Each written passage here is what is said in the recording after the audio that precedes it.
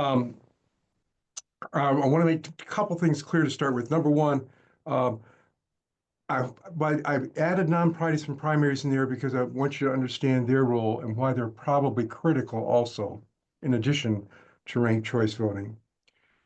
I also want to make clear that I'm not an expert, just someone doing some research around these pieces to try and figure out what was going on, having watched and attended some of the League of Women Voters candidate forums and seeing some very good candidates and some very not so good candidates, and trying to understand what was going on.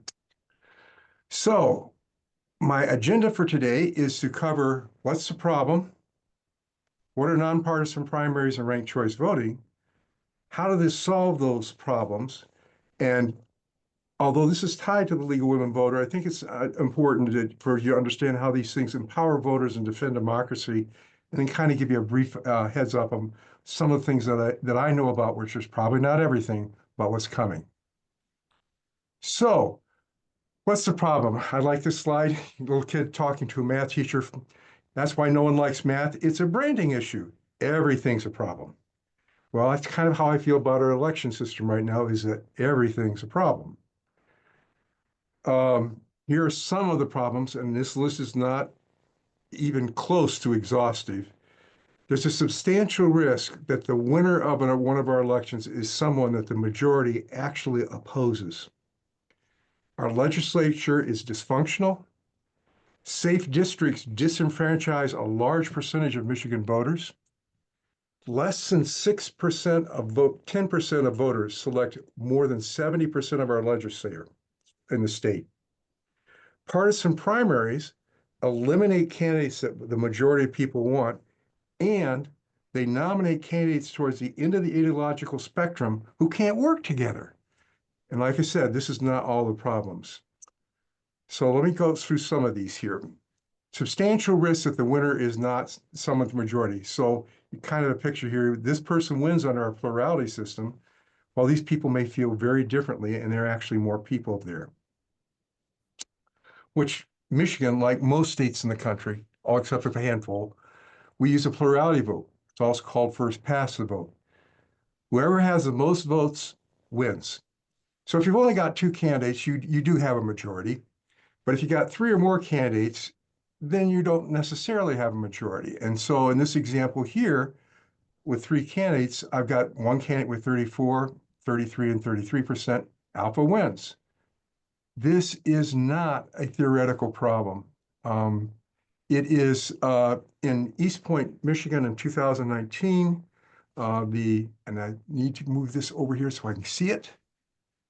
We had the winner had 32% of the vote, and second place was 19 votes behind. And there was general agreement that that person who won was the one person that nobody else wanted. And that's part of the risk of it. In our 2024 primaries for State House, Republican primaries in districts 13, 50, and 64 had winners with 38%, 33%, and 30%. This problem is real. And if a plurality winner was someone who would win in a general election with a majority, no harm, no foul, but that's not always true. 7 of our 59 U.S. presidential elections, 12%, have produced a result that the majority did not want. Most recent example of that, we have 5 where it's absolutely dead clear, according to the game theory people that I've talked to. The most recent example is 2000, Bush, Gore, and Nader. So the margin between Bush and Gore in Florida was 537 votes, and there were 97,488 votes for Nader. In New Hampshire, they were separated by 7,211, and there were 22,198 votes for Nader. If Gore had won either of these states, he would have won the election. And so what you have is that Ralph Nader, the consumer person, the consumer advocate, put the business candidate into the White House. One of the other really noxious examples is a anti-slavery party wound up sucking off enough votes from the other candidate that he wound up putting into the White House a slaveholding Virginian who turned over arms and armaments to the Confederacy before the Civil War. Absolutely not what the majority did not want. We also have two presidential elections where a spoiler probably produced it. An example of that, again, it's in our life, at least my lifetime, which is the one with Clinton, Bush, and Perot, where Perot sucked off one of the largest votes for a third party since Teddy Roosevelt. Second problem I talked about was the legislature's dysfunctional. Now, this is not a new problem, as Will Rogers. Tax relief, farm flood relief, dam relief, none of these have been settled, but they're getting them in shape for consideration at the next session of Congress, with the hope that those needing relief will perhaps have conveniently died in the meantime. So this is not a new problem, but it has gotten worse. University of Maryland did a study in 2021 and found that majorities of Democrats, majorities of Republicans, and majorities of people overall, because we have a substantial growing number of people who aren't associated with either party, supported over 150 different policies for the national government. They cover things like defense, immigration, taxation, Social Security, a whole bunch of them. So I want to talk about the immigration ones. So the proposals that they found supported were the Democrats supported the E-Verify to before you hire someone. Democrats 68, Republicans 80, overall support 73. The Dreamers, give them a path to citizenship. 92% of Democrats, 69% of Republicans, 80% overall. Increase the number of visas for low-skilled workers, or agricultural workers, 87%, 66%, 77%. Hire more federal workers to process the claims of asylum seekers, 96%, 90%, 93%. Now, these might look familiar to you, and there's a reason for that. In 2005, John McCain and Ted Kennedy introduced a comprehensive bill into the Senate, and they came within one vote of getting it passed, and it included all four of these elements. What you have then is that for 20 years, none of these, which people have agreed are sensible and agreed things to do, have been enacted. None of them. Congress's job is to enact laws that reflect the will of the people they represent, and they're not doing that. They're broken. Next problem I mentioned, safe districts give a few voters greatly disproportionate power. I like this cartoon of where I was telling the other states, don't need to push. I'm ordering for all of you inside of the primaries. We'll see how that ties to it to us in a second. The great majority of legislative seats nationally and in Michigan are safe for Democrats or Republicans. Now, let me define what I mean by safe. You've got to have at least a 10% difference, 55, 45 or worse. So in Michigan, House District 49 is 45% Democrat, 55% Republican. This is a safe seat for Republicans. House District 1 is 90.5% Democrat and 9.5% Republican. Don't expect to see too many Republicans elected here. Nationally, 380 of our 465 House seats, 87% are safe for one party or the other. In Michigan, 71% of our Michigan House seats are safe, and 79% of the Michigan Senate districts are safe. Before I go any farther, I want to these are with the redistricting stuff that drawn by our independent redistricting commission, and this is not a problem with the independent redistricting commission. This is not one of their criteria for how to draw districts. Moreover, given the geographical separation of voters, the only way you would fix this problem is doing something like combining part of Detroit with part of the UP. And creating a district out of that, which would violate the rules. And B, I wouldn't want to be in the middle of that because I hear that both sides are heavily armed. But that's just the way it is. We're going to have these heavy safe districts. In a safe district, this means, first of all, safe districts are really, really safe.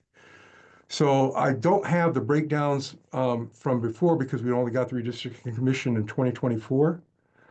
But in 2024, the dominant party in a safe district won 100% of the time. In 2022, Michigan Senate was 100% accurate. They've lost the stuff, so I can't tell you about the Michigan House, but I'm pretty sure. Nationally, for the US House, fair vote in 2022, 2 years before the 2024 elections, they thought that there were 407 non-competitive seats into the 385. And they predicted the winners, and they predicted the winners in those districts by party with 100% accuracy. They didn't know who the candidates were. They didn't know what the issues were going to be. All they had were the voting records, and they said which party was going to win, and they were right. So the bottom line here is, if you know if a district is safe for one party or the other, who wins the dominance party wins the election. The primary is the election. So let's look at what that means. Michigan House District 3 in 2024 it's a safe seat for Democrats, 75-25. The primary had, the Democratic Party had 3 candidates. Winning candidate had 3,033 votes. So those 3,033 voters, 4% of the persons of voting age in that district, picked who is going to represent the 92,500 people in that district. Michigan District 50. Safe for Republicans. They had 4 candidates. A lot more activity here. Winner had 4,723 votes. That means that primary, those 4,723 voters picked who is going to represent the 93,000 people in that district. So what happens if you take these voters in these primaries in these safe districts and you add it up all over the country? Well, it means that in 2024, 7% of Americans elected 87% of the US House. Michigan's not much better. 0.6% of Michigan voters elected 71% of the Michigan House. I don't know how we can call ourselves a democracy when you have this much disproportionate influence exercised by a very small group of voters that, we'll see in a second, aren't really representative of the population as a whole. Next problem I'm ministers is that partisan primaries eliminate candidates a majority of voters who want to represent them. Well, how can I say that? Well, we've got some records for it. Joe Lieberman was primaried out in 2006 for the U.S. Senate, but he won the general election. Lisa Murkowski was primaried out in Alaska in 2010, but she won it on a write-in campaign. And Dan Newhouse, a U.S. representative for Washington, was not quite primaried out. Washington has what they call a top 2. So everybody runs and they advance the top 2. Dan Newhouse voted to impeach Trump. So they put a real Republican in to run against him.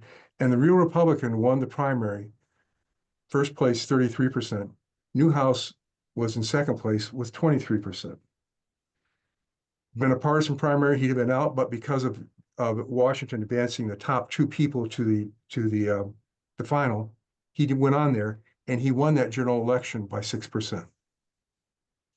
So what you have here is that these people voting in the primaries are eliminating people that, when you look at the district as a whole, we would much rather have represent us. The next problem with safe districts is that they disenfranchise a large number of voters. If you look at the Michigan House districts, 1.9 million, almost a quarter of the people of voting age, live in a House district that's safe for the party that they don't like. What that means is those people have absolutely no influence over who represents them. And I love this cartoon because it captures my feeling perfectly. Do we want a democracy where every vote counts, or where we just count the votes and move on? And what we're doing today is counting the votes and moving on. Next problem, partisan primaries nominate candidates from the edges of the US ideological spectrum. This comes from Pew Research. And so if you look at it, this is from 1996, 2004 to 2023. Over these 27 years here, voter ideology, as they call it, very conservative, moderate, liberal, very liberal, back, are been very stable. So if you look at the moderates, 37, 35, 36, 36 except for plus or minus one a couple of times. If you look at the conservative here, 26, 26, 27, 26. If you look at the liberals, 17, 18, our ideology has been very, very stable. But what happens? So let's look at the US Senate where there's no redistricting issues. In 1982, if you looked at the most liberal Republican and the most conservative Democrat, there were 58 members in the Senate that were between these two folks. By 1994, 34 members, 2002, 7, and we've gone down to 0. So in this time period where we've been absolutely stable, who's representing us has changed. They've moved to the extremes. Well, how did that happen? It happens because the people who vote in primaries are different from their US for sure, and somewhat from their party.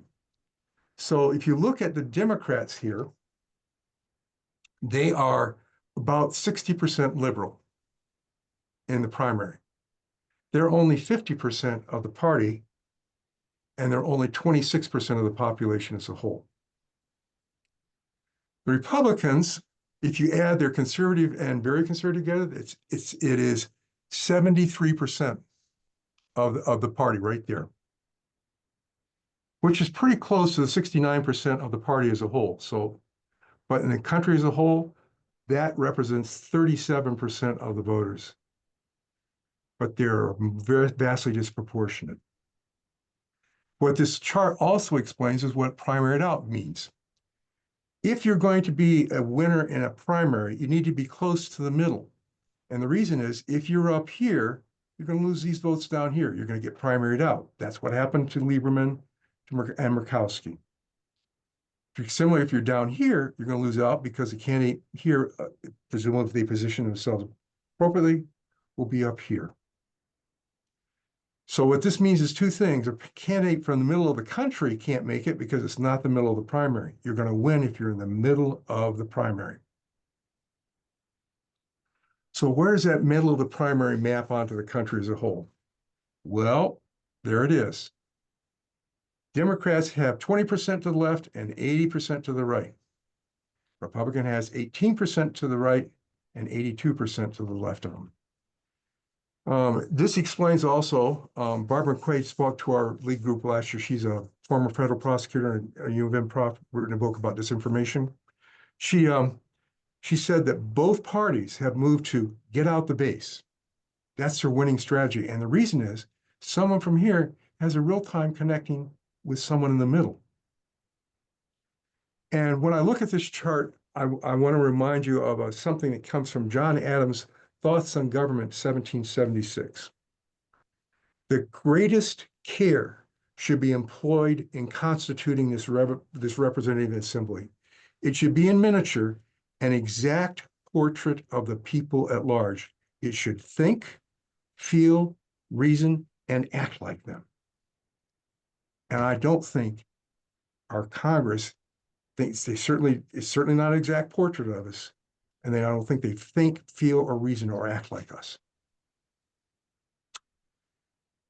So with all of these problems, just the dysfunction, wrong winners, dysfunctional legislature, disenfranchising voters, disproportionate weight, eliminating candidates that we want, and nominating candidates from the ideological efforts who can't work together, as we've seen. I need to talk about what are nonpartisan primaries and ranked choice voting. Well, the good news is you already know what nonpartisan ballots are. This is my ballot from last August. And in the primary, you have a partisan section for Democrats, Republicans, and you have a nonpartisan section. And you pick one of these sides and you go down it. And if you've crossed lines, your partisan votes gets discarded. But this is the nonpartisan section.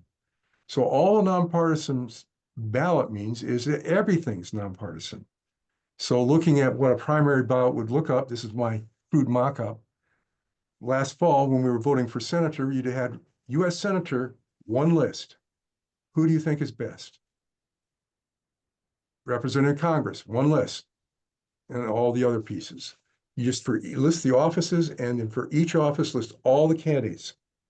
And for these partisan sections inside of it, not judges, the general practice is to continue identifying the party because party labels do provide some information to us as voters.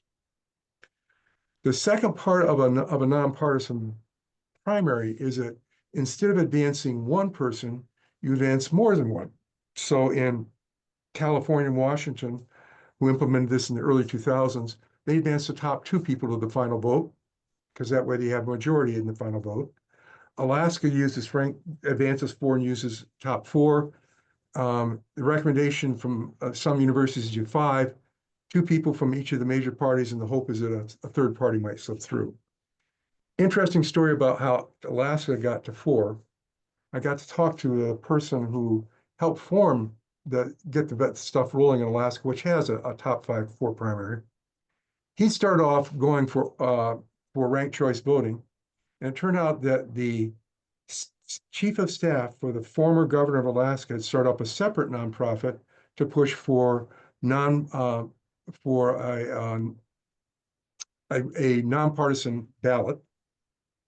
And the problems they decided they should get together, meet, reach issued work on. The only problem was that the nonpartisan guy was proposing a top two, like California, and the ranked choice voters was proposing five per the recommendations. So they were meeting in a bar, and one of the persons said to the other, he said, well, 2 and 5 average is 3.5. We can't advance 3.5 candidates. So the other guy said, well, if you buy the next round, I'll give you 4. So after that extensive data analysis and one round of beer, they came to 4. That's how Alaska got to 4.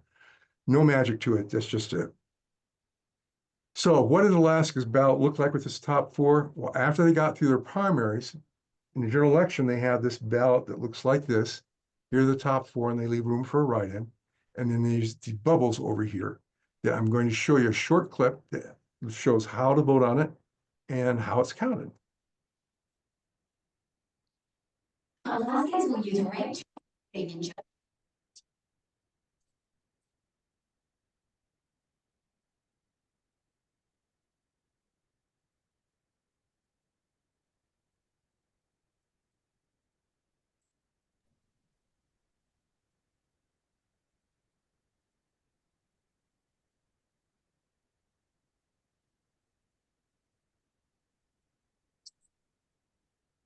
We're not getting the audio, Chris. Oh, you're not getting the audio. Right. Oh boy. That's the first time that's happened to me. When you enable the share, there should be a thing someplace down in the corner that kind of speaks to share audio also. Okay, let me check to see that. Share. So let me come into share. Advanced sharing options, layout options, share. I don't see anything there.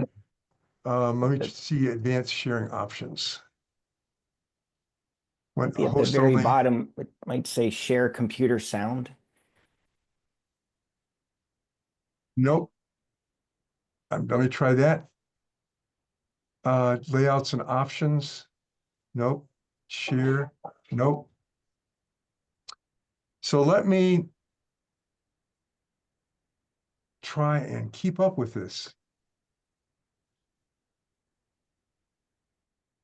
And actually, maybe I can do this through YouTube. Give me see.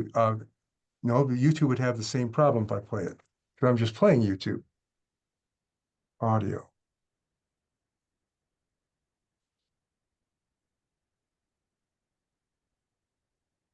Audio settings, test speaker.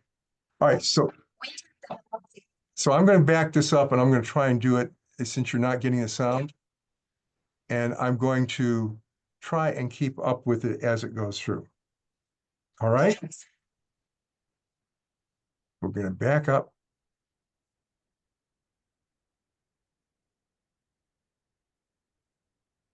Slideshow options, high percentage view camera, last viewed. All right, here we go.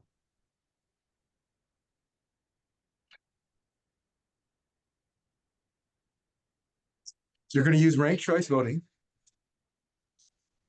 So the ballot has, just like I showed you, with 5 things across.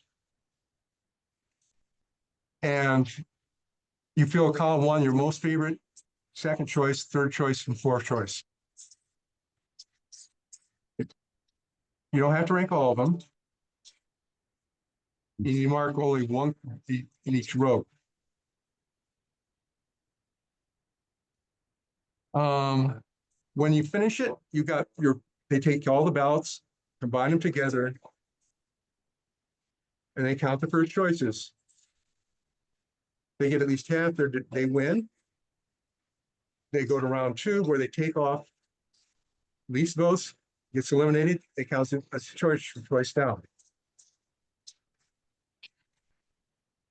They still have a same wins because they're counting the votes of and they keep going down to it. And when you finish it, you have the most votes wins. And I will try and give you the feed for that afterwards. It's a very nice, the Alaska, it's a new voting system. And they provided this to the folks. They managed in the first election to not have the any more wasted ballots, even though it was a new one, than they had on the previous election before. Alaska Secretary did a really good job. So it's basically you go through, you rank your choices. If someone gets a majority of the first place votes, great. If they don't, you look at who's got the least votes, you toss them out, and you look to see who that second choice is. You apply their votes to those candidates, recount. Someone's got more than 50%, great. You move on. If they don't, you go to the third and final round in the counts of it. It's relatively simple, so long as you don't have too many candidates. If you had 12 candidates across or whatever, it would be very difficult. So I'm sorry, I'm wondering whether, I want to try one more thing here. You could also put a link to it in the chat and people could watch it after. Okay, let me do that. I will do that right before we finish here. Or I'll send it, if you'll send me a list, Joan, I'll forward it out to everybody. Or we can also put it like where we have the recording of the your presentation. We can have it be separate, but have it be there too. That would work. Okay. Search. And Sure. let me try one more thing here. I want to tell me if you see it now. Hear it now. Alaskans will use ranked choice voting in general elections for federal and state races. Instead of choosing just one candidate, you fill in the oval in column 1 for the candidate you would most like to win. Then vote for your second choice in column 2, and so on. Ranking other candidates does not impact your first choice, but you don't have to rank them all. For your vote to count, you should mark only one oval in each row and one oval in each column.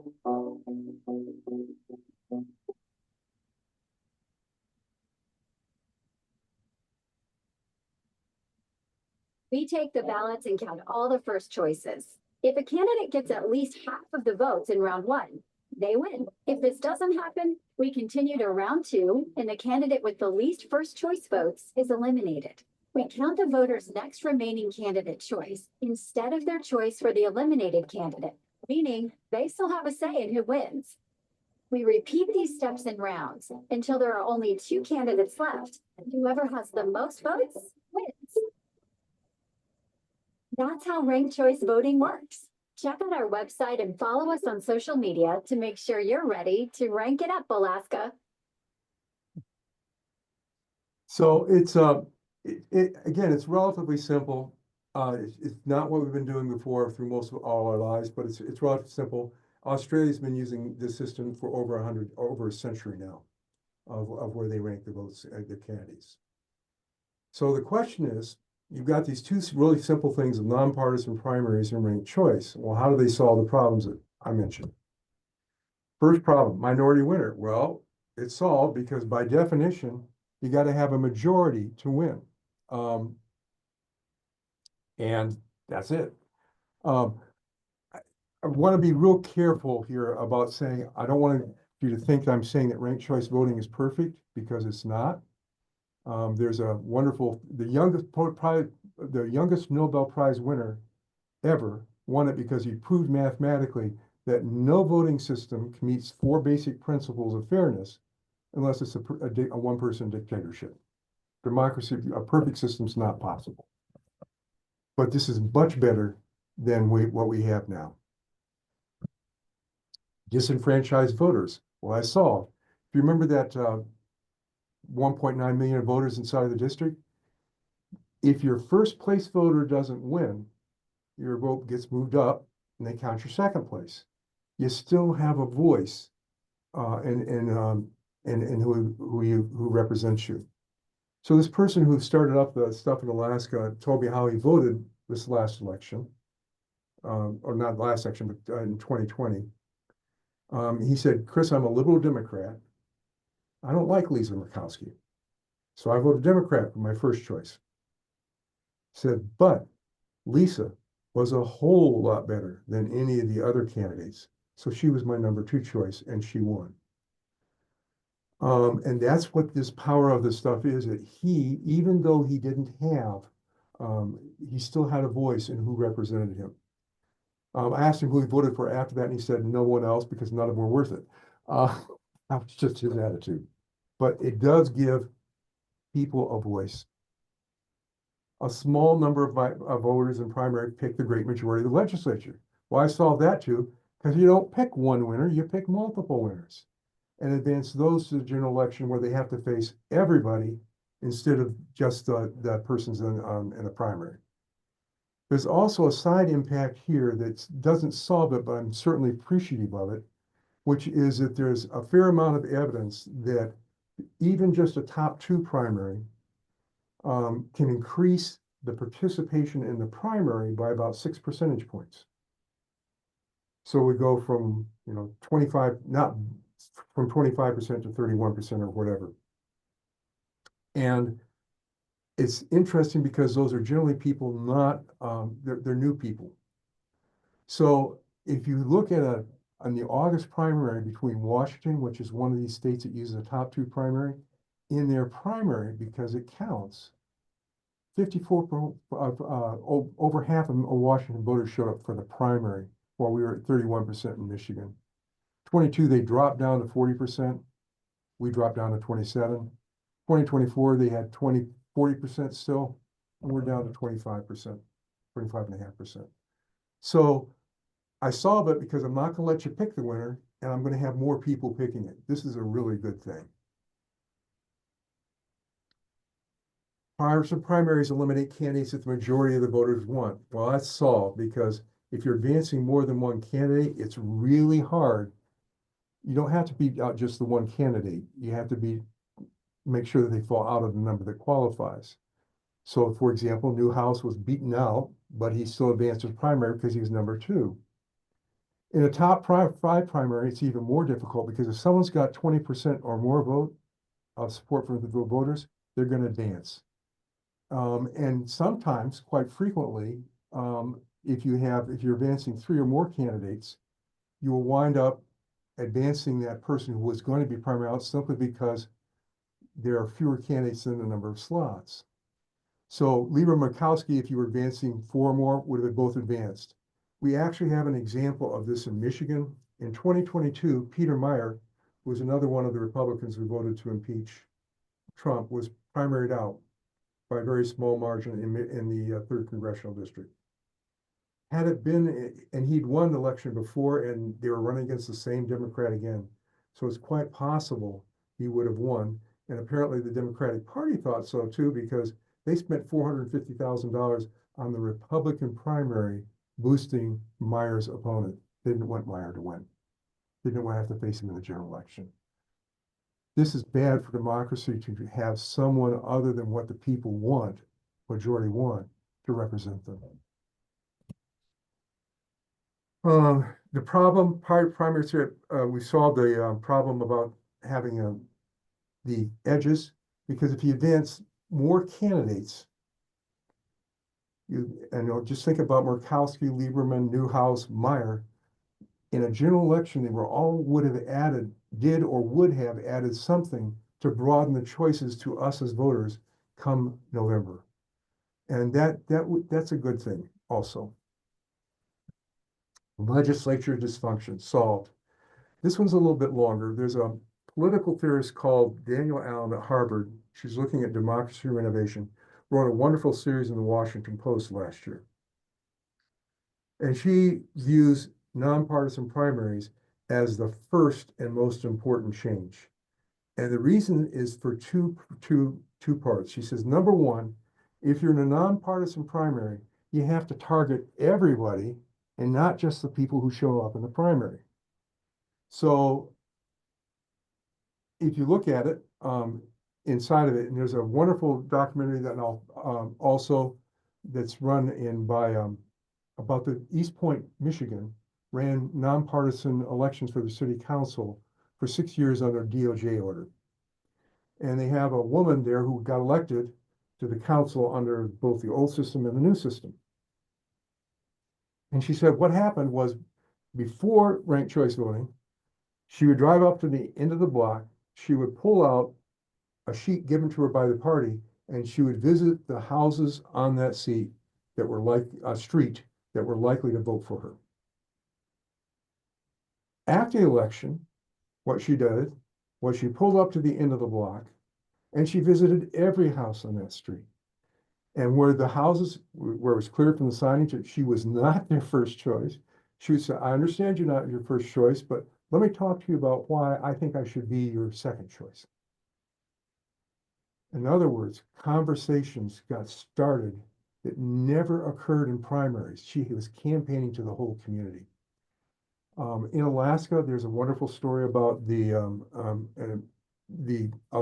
president of Alaska Senate got primaried out in 2020. When they went back to the top 4 primary format, she ran again and she won. And she tells the same story. Before, I campaigned to Republicans. Now I campaign to everybody. And similarly, in these top 2 states, there's a wonderful clip from a California legislature. I have to pay attention to the whole spectrum. I have to pay attention to the interests of people that are broader than what these narrow partisan primaries are looking for. And what that means is that they are accountable to everybody instead of they're accountable to, first and foremost, primary voters. The second shift that happens is that not just who you campaign changes, it's how you campaign.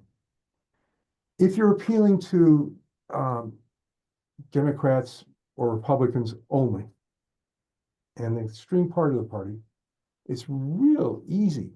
The easiest emotion is to get people picked are anger and hate and evil, which is why you get all these things about the other side is evil, because it works and it's easy and it's cheap to do with money. When you switch to this type of primary, you can't go up and tell someone who's candidate there, well, your candidate's evil, but make me your number 2. It doesn't work. You have to start talking about issues that matter to that person rather than to what matters to these partisan primaries voters. So the proof of this is actually in the advice given to candidates. So in California and Washington, where they have these top 2 primaries, you have these companies out here that specialize in providing advice to candidates about how to run. And what the advice they give to these candidates running in California, Washington, and Alaska now is very different. They tell you got to run on issues that appeal to the whole population. That is not what they tell people in places like Michigan and other places. It's much easier to just campaign to the base.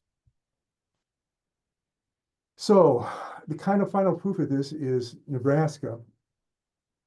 It's had a unicameral, nonpartisan legislature since 1934.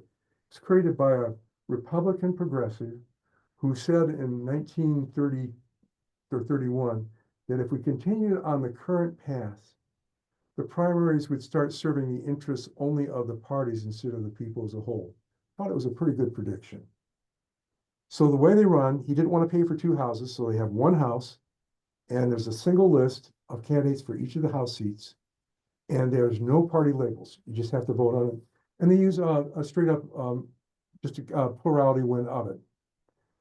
So a report was published in 2015 where a Republican legislature, 71%, had just passed abolishing the death penalty, driver's license for dreamers. They'd raised the gas fund to fund critical infrastructure improvements, and they put on the ballot raising the minimum wage, which passed. Now, you might wonder how these conservative positions, and I loved it, there was a person there who was the coalition to abolish the death penalty, obviously included religious, liberal, and libertarian conservatives, but there was a conservative who said, hey, look, the death penalty, if any other government program was this costly, this ineffective, and this inaccurate, we would have abolished it a long time ago. Sounds pretty conservative to me. And I agree with him. It sounds pretty conservative to me to get things that, like that. The proof that this is really changes is to look at the Nebraska U.S. senators and representatives who are not elected by a nonpartisan, they're elected through partisan systems. Those senators and representatives in that year, none of them supported any of those positions on the top. The difference, nonpartisan, responsible to the people, representatives responsible to the primary voters. And the conclusion of the report was Nebraska serves as evidence that under a nonpartisan system, debates over issues prevail over partisan politics, even in a state heavily dominated by one political party.